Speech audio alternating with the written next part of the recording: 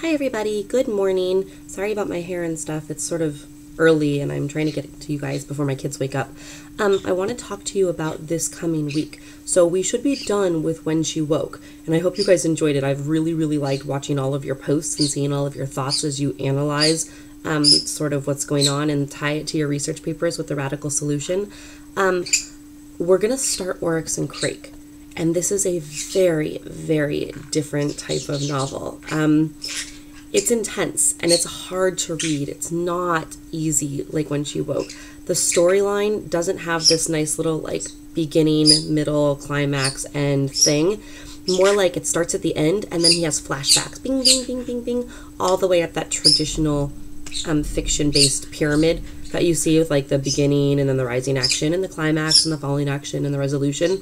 She starts before the resolution but towards the falling action and then bounces. So you've really got to pay attention and you have to read closely and carefully or you will be completely lost.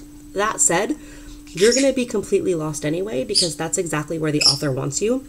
So I want you to not stress over the difficulty of the book. You should have a million questions and no answers for like a good chunk of the reading. What I'm going to do is throw up on our discussion forums. I have one where I kind of want your general thoughts, and then another one where I want you to start doing research on what you read in the book, because what Atwood is doing is brilliant, and that she's talking about all of these crazy things for science and technology and biotech, but most of them are real or we're like super close to making them happen.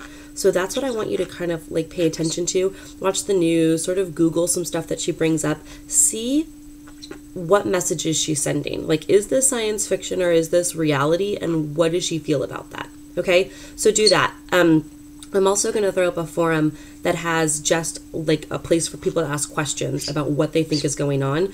And this will help keep you focused and keep everyone talking about the book, because it's one of those books where if you're not talking about it actively, you're not going to get that much out of it.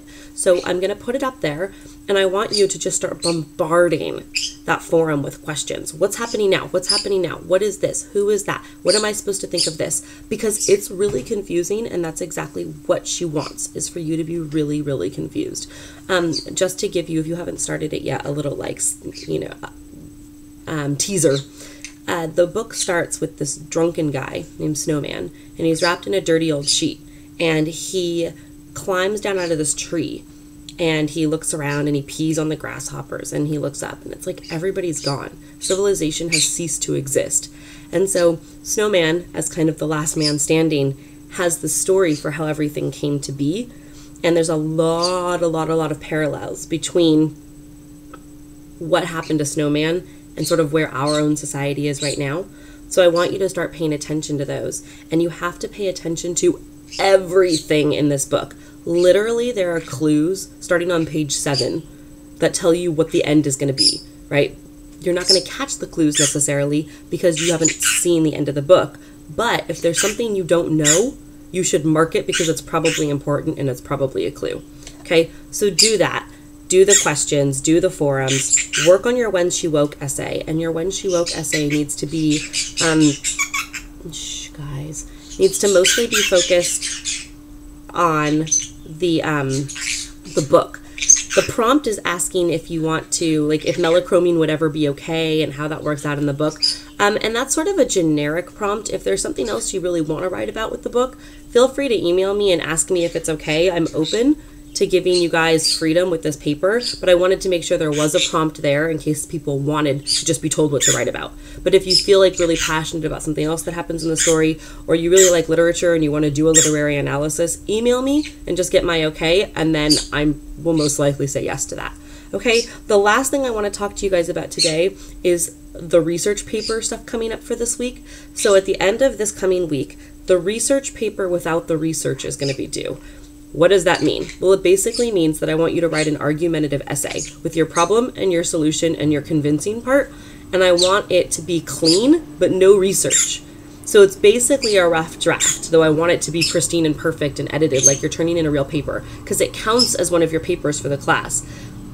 It's good for you because you'll turn in this paper and it'll read like a regular, like, argumentative essay, But then I'll be able to give you all the feedback and make sure that your logic is sound before you turn it in again with all the research as your research paper, right? So kind of you get to double dip on this paper, which is really, really great. That said, you need to make sure that you have your problem and your solution and your convincing part down, typed up. It should be, I don't know, between 4 and 6 pages probably, and then you can add in the research later after I've given you all the feedback and make sure that you are good to go. I hope that makes sense, but feel free to email me if you're having questions or to post in the research paper question forum, which I'm checking regularly. All right, guys, thank you, and I look forward, really look forward to talking about Oryx and Crake with you guys. It is my favorite book in the entire universe. So I will talk to you then. Thanks, guys. Bye. Say bye, Chippy. Say bye-bye. No, you're not going to say bye after squawking? Yeah, say bye. Look in here. Bye.